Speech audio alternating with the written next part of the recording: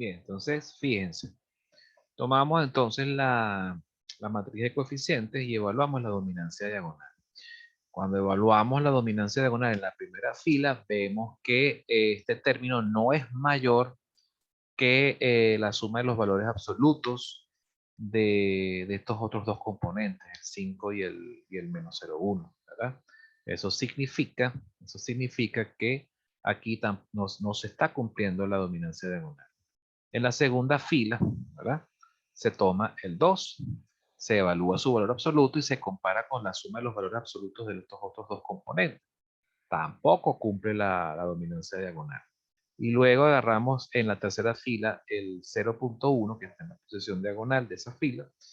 Su valor absoluto no es mayor que la suma de los valores absolutos de los otros dos componentes, que son 3 y 0,1. Esta suma de estos dos es mayor que esta. Por lo tanto, no se está cumpliendo dominancia diagonal ni aquí, ni aquí, ni aquí. Entonces, ¿qué opción nos queda? Bien simple, lo que hay que hacer es pivotear. Vamos a procurar pivotear entonces. El pivoteo aquí entonces, ¿cómo debería efectuarse? Bueno, bien sencillo. Observen. Por lo menos en este caso, habría que ver y vemos que la primera fila, el componente de mayor tamaño, está en la fila 2. Perdón, en la columna 2. Si está en la columna 2, significa que debería trasladarse a la fila 2, ¿verdad? Por otro lado, en la siguiente fila, vemos que el componente de mayor tamaño está en la columna 3. Si se encuentra en la columna 3, significa que entonces hay que moverlo a la fila 3. Y por último, encontramos que en la fila 3, el componente de mayor tamaño se encuentra en la columna 1. Eso significa que hay que trasladarlo, moverlo para la fila 1, ¿ok? De ese sistema. Ojo, porque eso también significa cuando uno pivotea por filas, también se tienen que pivotear los términos independientes. Si este término pasa para acá arriba, ¿verdad? Este término pasa para acá abajo y el otro término también se traslada para acá. ¿Ok? Recuerden pivotear tanto por la izquierda como por la derecha de la igualdad. ¿Ok? Y eso, por supuesto, nos da entonces como resultado, este sistema que tienen aquí. Este sería el sistema de ecuaciones replanteado. A partir de este sistema replanteado es que entonces procedemos ahora a despejar las variables, ¿verdad? En los sistemas de ecuaciones iterativos. ¿Ok? Que es lo que se vería en la siguiente lámina. En esta siguiente lámina tenemos entonces ya las ecuaciones ya desarrolladas.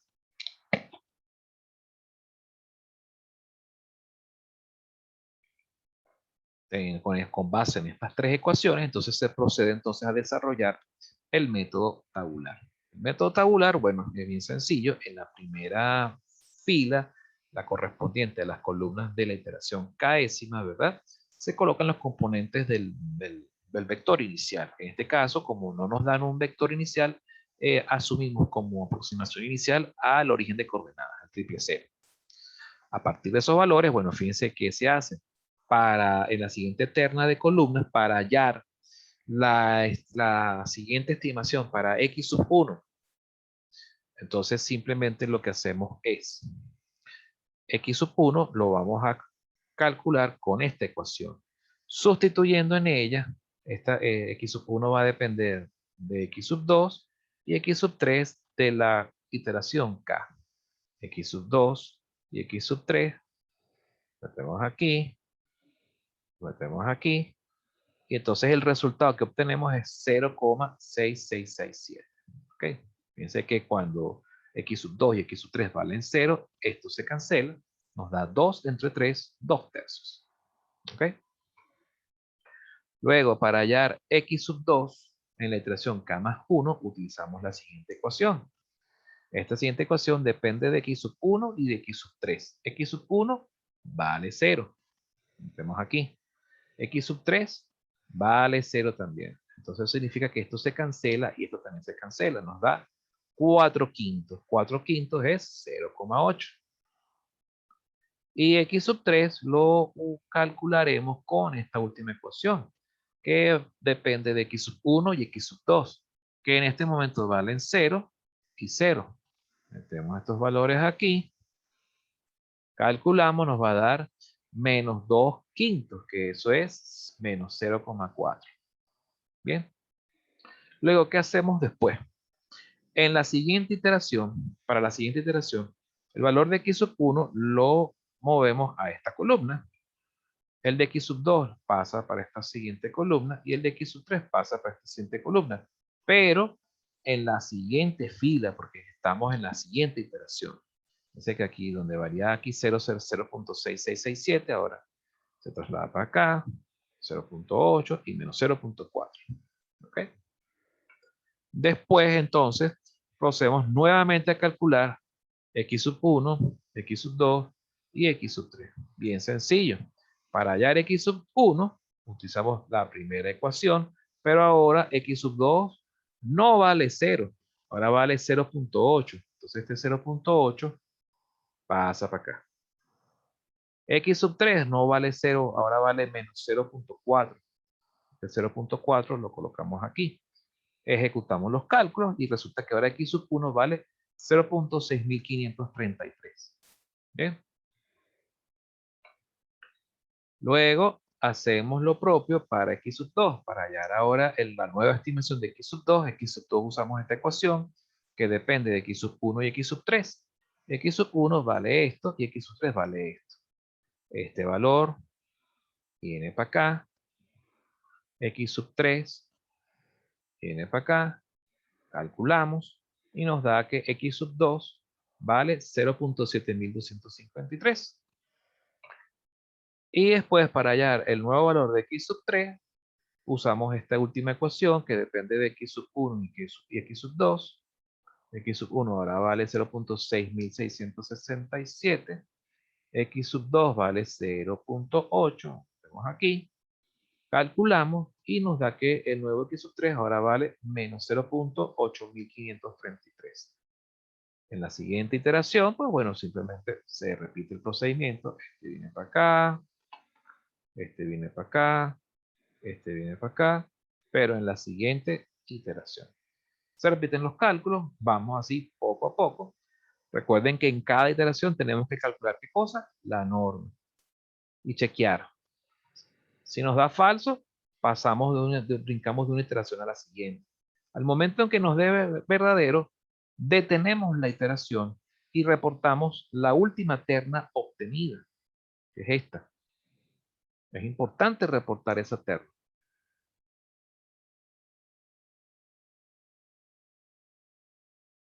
Y el resultado final vendría siendo este. ¿Ok? ¿Qué hacemos con ese resultado?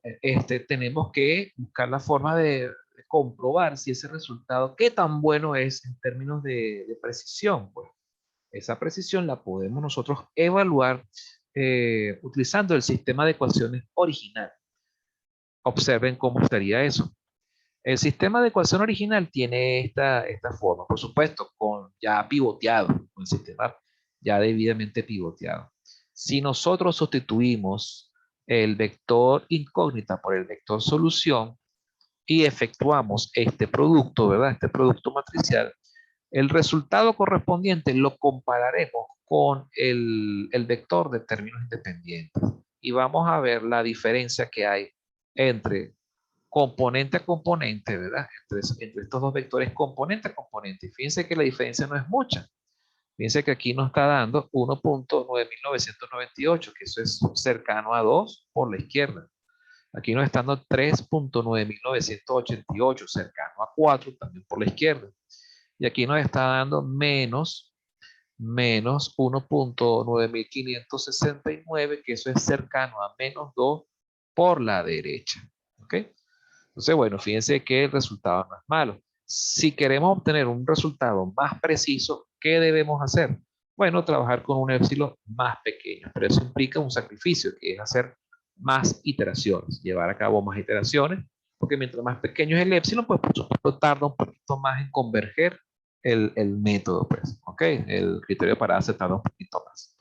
Pero bueno, finalmente, para eso contamos con las computadoras para que hagan esos cálculos por nosotros. Lo importante es saber programar bien ese método, saber interpretar, meter bien los datos en el programa y saber interpretar bien sus resultados. ¿Okay?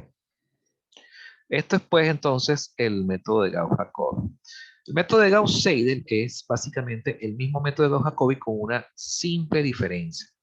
O sea, se trabaja exactamente igual, es un sistema de ecuaciones lineales, se necesita una estimación inicial, se trabajan con las mismas ecuaciones iterativas del método de Gauss-Jacobi, y de hecho el primer resultado o el resultado de las estimaciones para la primera variable es básicamente el mismo de Gauss-Jacobi, es decir, la estimación inicial de x1 es la misma estimación inicial que se obtiene con Gauss-Jacobi. La diferencia está en que en una misma iteración dada, los valores para las demás variables se van a calcular en función de qué? De valores ya conocidos de iteraciones anteriores o de valores que se están obteniendo en esa iteración dada. Observen. Para calcular x2 se va a calcular ¿con qué cosa? Con los valores conocidos de x1, pero del x1 que se calculó en esa misma iteración. ¿Ok? Y los valores de x3 y x4 que todavía no se han iterado, ¿verdad? Bueno, se van a utilizar las estimaciones de la iteración KS. ¿Ok? Cuando se obtenga x2, ¿verdad? Entonces, ¿qué se hace ahora? Para calcular x3 va a venir en función de ¿quién? Del x1 que ya se calculó en esa misma iteración y del x2 que se acaba de calcular. De manera que el único valor antiguo que vamos a tener allí es del x4. Y cuando vayamos a calcular x4, el x4 lo vamos a calcular en función de ya el valor conocido de x1, el valor conocido de x2 y el valor que acabamos de calcular para x3. Entonces, fíjense que lo que estamos haciendo es aprovechando de manera progresiva cada una de las iteraciones que vamos obteniendo en cascada hasta cuando lleguemos a la iteración del último valor en esa iteración, la estimación del último componente, y ahora va a ser en función de los valores que tenemos conocidos en esa misma iteración.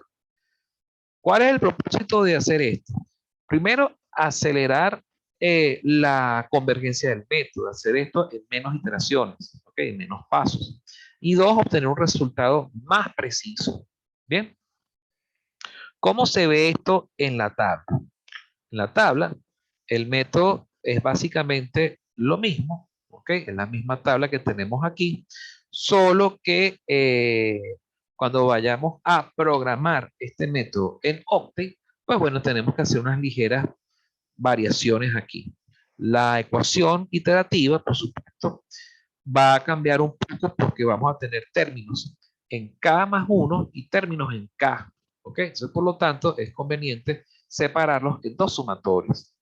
O, si nos vamos de una vez a la forma matricial del método, separarlo en esta otra ecuación alterna que tenemos aquí. Es una ecuación similar a la que se dedujo con base a la descomposición LUD.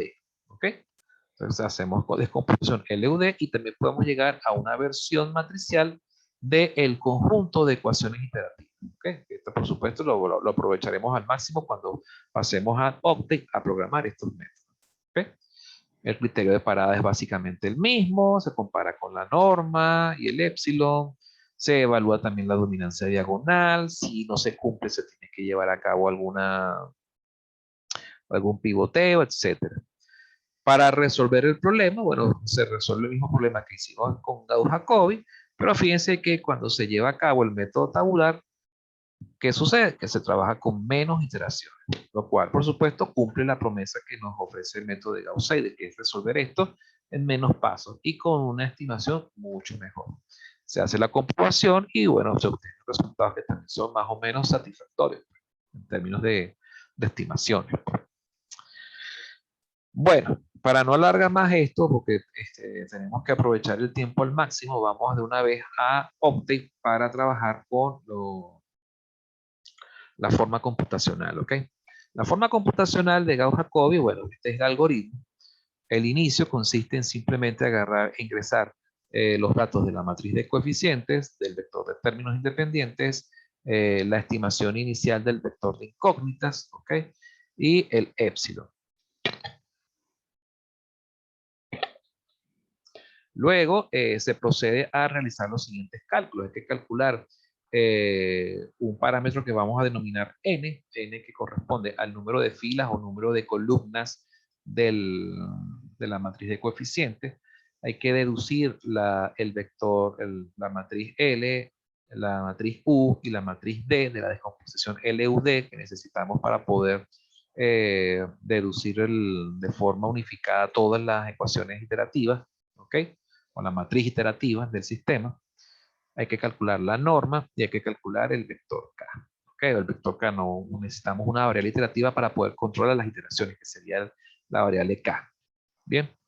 Este sería un duóntil genérico, ¿ok? Un do-while, un duóntil genérico, pero donde se evalúa el criterio de parada justo a la entrada. Eso se puede hacer perfectamente en octet a la salida, por lo tanto no hace falta calcular esto desde un principio, se puede hacer después. Entonces lo que podemos hacer es más bien generar un do y dentro del do entrar calcular directamente el vector, el nuevo vector, ¿verdad? La estimación la nueva estimación de ese vector de incógnitas, calcular la norma, incrementar el valor de K y ¿cómo se llama esto? Repetir este bucle, ¿ok? Hasta que en algún momento se cumple el criterio de parada. Cuando se cumple el criterio de parada, se sale del bucle y se muestra el resultado final. Se hacen comprobaciones, etcétera, y listo, finaliza el bucle. Vámonos a Octet. Para poder programar este método, fíjense que les voy a presentar un par de cositas aquí. Fíjense. Supongamos que trabajamos con un vector. Vamos a trabajar con un vector P en el espacio de trabajo y vamos a asignar unos valores ahí aleatorios. ¿Vale? ¿Ah? Listo. ¿Qué hacemos con este vector? ¿Qué cosas podemos hacer con este vector? Primero, podemos recurrir a algo que se conoce como la suma. Sum de B. No recuerdo si esto ya se los había enseñado, pero esta función permite obtener la suma de todos los componentes de ese vector. Hay otra función que se conoce con el nombre de sum sqrt, que se refiere a la suma de los cuadrados de los componentes. Escribí mal.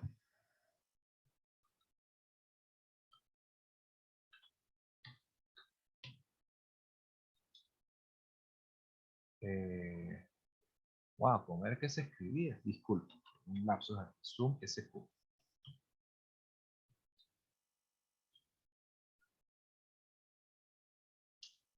Listo.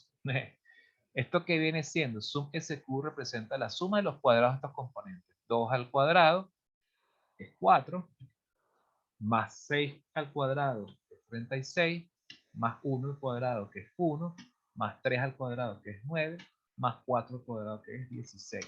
Ahora 66. Bien, entonces estas fórmulas, estas funciones nos van a ser de mucha utilidad al momento de programar el método ¿cómo se llama esto? De Gauss-Jacobi, que es el que vamos a programar primero. Hay otra función que quiero enseñarles que se conoce con el nombre de len, creo que es TH.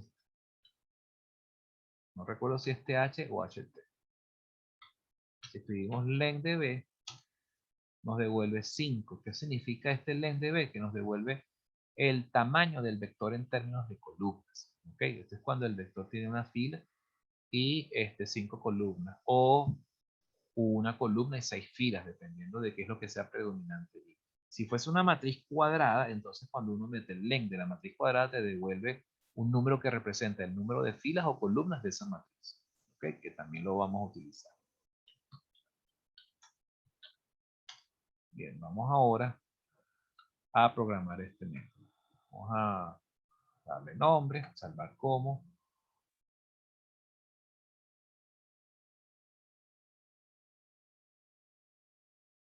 Gauss Jacobi.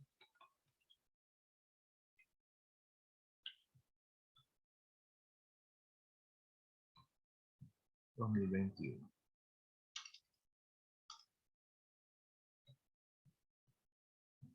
2022, 15, pues, porque es el código del term de este semestre.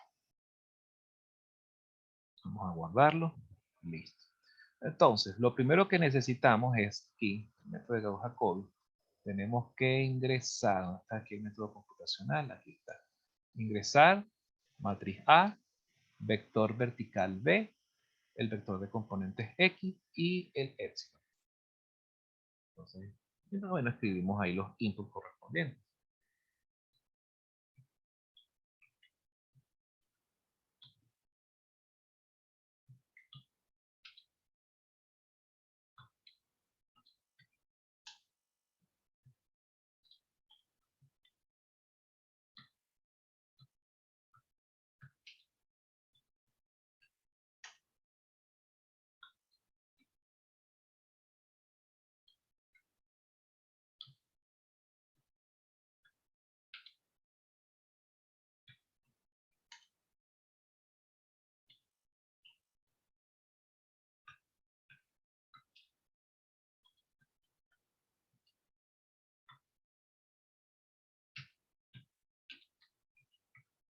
Bien, entonces aquí tenemos las entradas. Estas entradas, vamos ahora a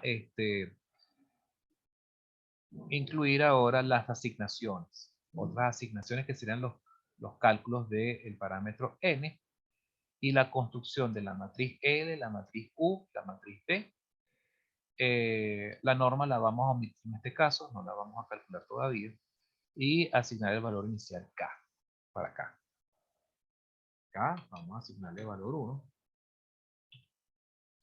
N, vamos a utilizar la función len. Len D puede ser de la matriz de coeficientes. Y vamos ahora a ver cómo deducimos o cómo obtenemos las matrices estas para hacer la descomposición LUD. Observen. Fíjense que la matriz LUD, voy a ver acá.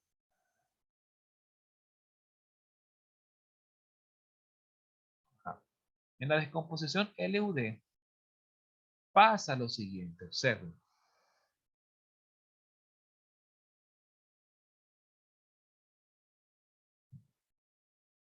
Vamos a concentrarnos primero en los términos que están en la diagonal inferior, que son estos, los de la matriz U. Esta vendría siendo la matriz U, no, la matriz L. Es la matriz L. ¿Okay?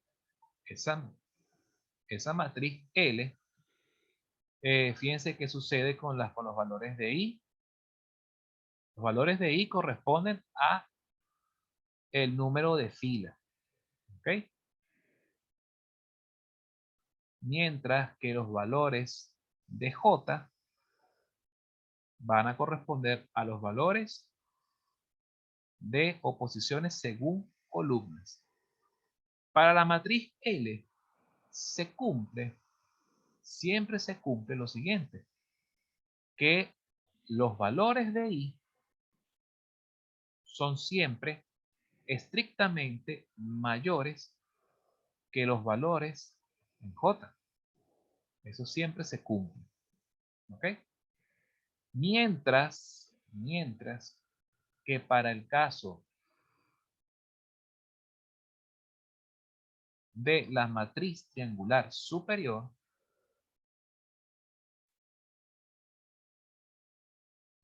a ver, Daniel, la subiré en lo que tenga chance, ¿ok? Pero voy a procurar que sea el mismo día de hoy. ¿Dónde me había quedado?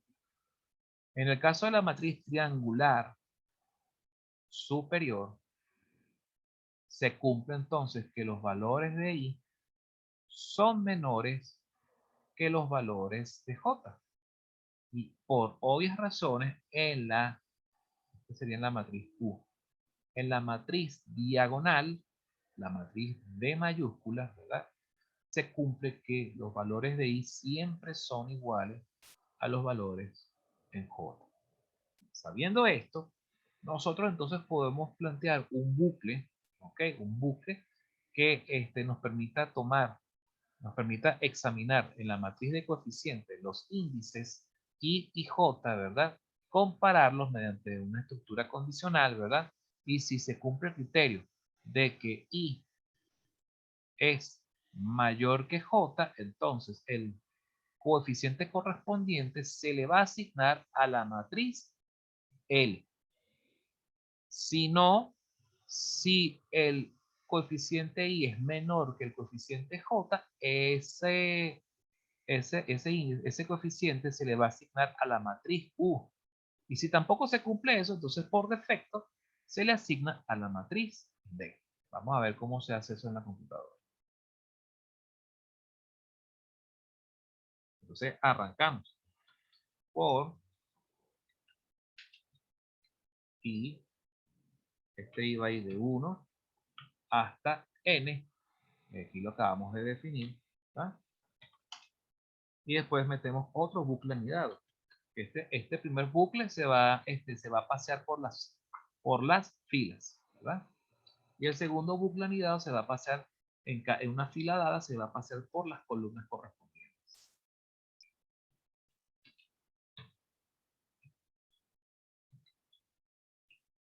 Bien. Y luego se hace la siguiente comparación. Si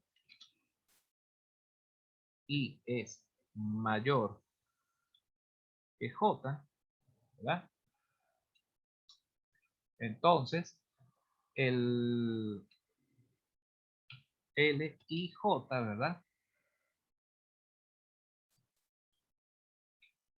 A L y J se le va a asignar el valor correspondiente. Está en la posición IJ de la matriz de coeficientes. Luego viene un else if. Else if I es menor que J,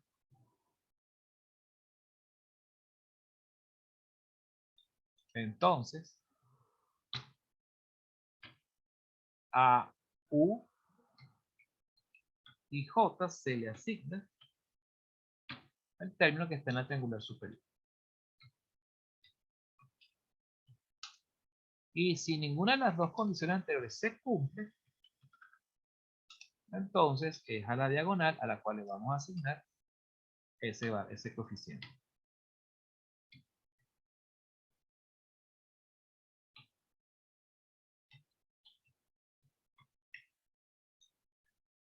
Entonces aquí tenemos cada if. Este es un condicional múltiple. Aquí ya está cerrado ese condicional y listo. Ahora muy bien. Hay una cosa que es importante destacar. Hay que crear estas variables. Esta variable L, esta variable U y esta variable D es necesario crearlas previamente. ¿Cómo lo haremos? Vamos a definirlas.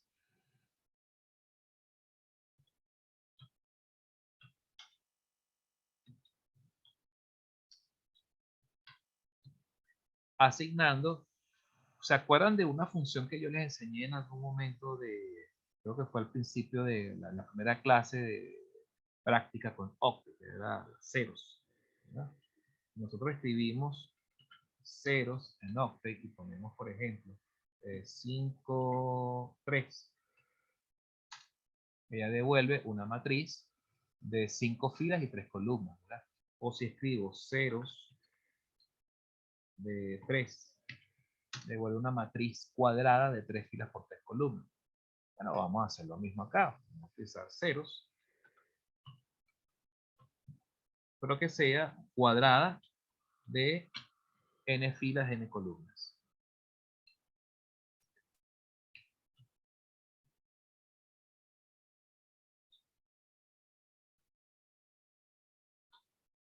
Y listo. Bueno, ya con esto tenemos entonces toda esta primera parte. Regresamos aquí al algoritmo. Ya tenemos entonces definido L, tenemos definido U, D, K, N, perfecto. Ahora, ¿qué vendría? El cálculo, hay que entrar en el bucle. O Entonces, entrar al bucle es simplemente escribir do. ¿Está? Do. ¿Y qué vamos a escribir aquí? Bueno, la ecuación matricial iterativa. Esa ecuación matricial iterativa, vamos a ver si la tengo en esta lámina. Jacobi. Aquí está. Bueno, simplemente lo que tenemos que hacer es escribir X. Vamos a escribir X. Todos los componentes de la fila K más 1, ¿okay? Van a ser igual a la inversa. Porque aquí hay una función, que no sé si se las había mostrado yo a ustedes. Si nosotros queremos calcular la inversa de una matriz, ¿verdad? Damos una matriz A.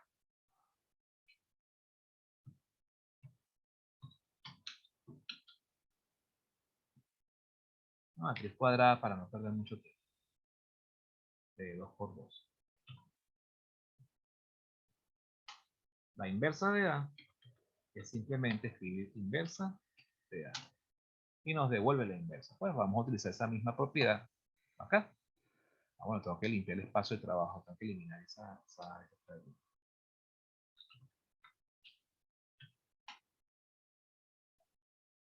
Entonces, ¿qué hacemos? Colocamos inversa ¿de quién? De la diagonal. La matriz diagonal. ¿Qué hacemos con esa inversa de la matriz diagonal? La vamos a multiplicar por esta matriz que está aquí encerrada en este paréntesis. Por, ¿okay? ¿Qué vamos a colocar dentro de ese paréntesis? Vamos a colocar el vector B. Vamos a restar.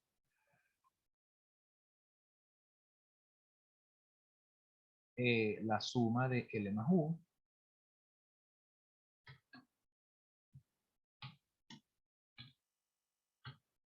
Esa suma de L más U a su vez está multiplicada por el vector X. El vector X, es decir, todos los componentes en la columna K. Listo.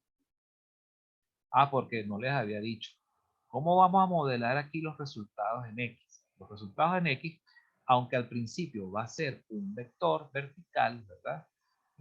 Nosotros vamos a ir acumulando en una matriz cada una de las versiones de X. Si nos vamos, por ejemplo, a la forma tabular de Gauss-Jacobi, fíjense que en realidad, ¿qué es lo que estamos teniendo? Estamos teniendo matrices donde la primera fila o primera columna de esa matriz, si nosotros volteamos esto, ¿verdad? Nos va a dar ¿qué cosa? Un vector X. Yo lo tengo por aquí en esta forma tabular, en esta forma computacional. Aquí está.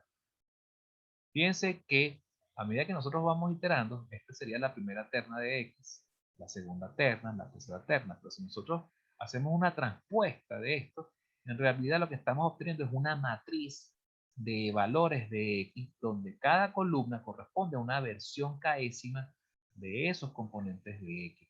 Y cada fila corresponde a qué cosa? A un componente de X. ¿Okay? Entonces, finalmente, ¿qué es lo que nosotros hacemos? Para poder poner un valor de en K en función de K más, un valor de K más 1 en función de K, lo que hacemos es modelar como si fuese una matriz para que entonces todo esté situado en una misma variable, y lo que hay que hacer es hacer referencias a las columnas de esa matriz, las columnas de interés, que es justamente lo que estamos haciendo acá. Por eso es que entonces estamos trabajando de forma matricial las estimaciones de X. Una vez que se obtenga las estimaciones de X de un solo golpe, ¿ok? Entonces procedemos a calcular la norma del vector. Tenemos una variable que podemos denominar norma, y esa norma sería la raíz cuadrada SQRT, ¿verdad? ¿De quién? De la suma de los cuadrados, sum SQ, no recuerdo, sum SQ de quién? De la diferencia, ¿okay? Es decir, de X, ¿verdad? Todos los componentes de X evaluados en K más 1 menos con algo muy importante, que es algo llamado cadena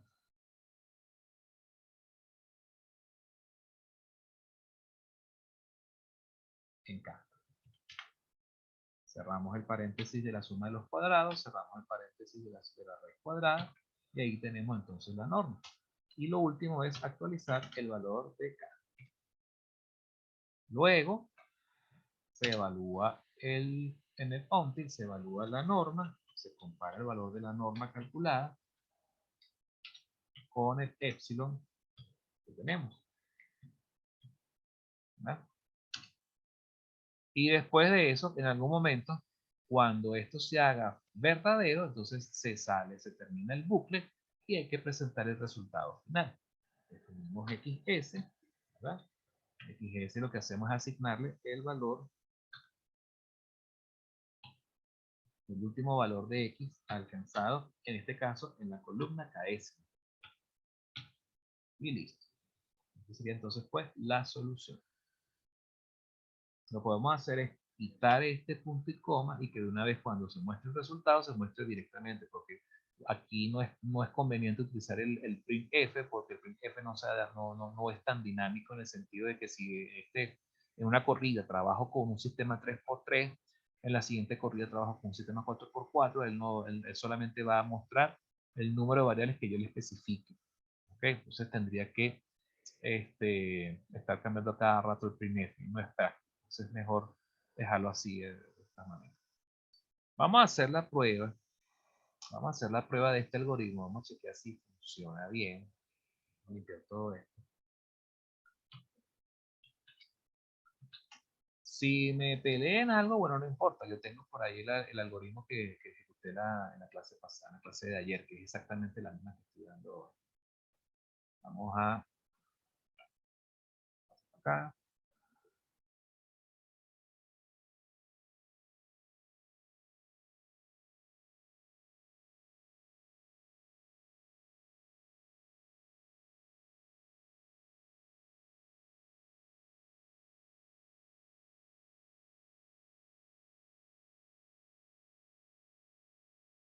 Ok, aquí está. Bien, fíjense qué vamos a hacer. Vamos a primero a trabajar con el sistema sin pivotear para que vean qué ocurre. Ok, vamos a ver qué ocurre.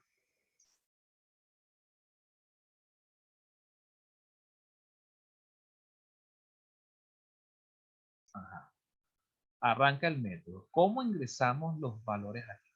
¿Cómo ingresamos A? Tenemos que ingresarlo en forma de matriz. Un corchete.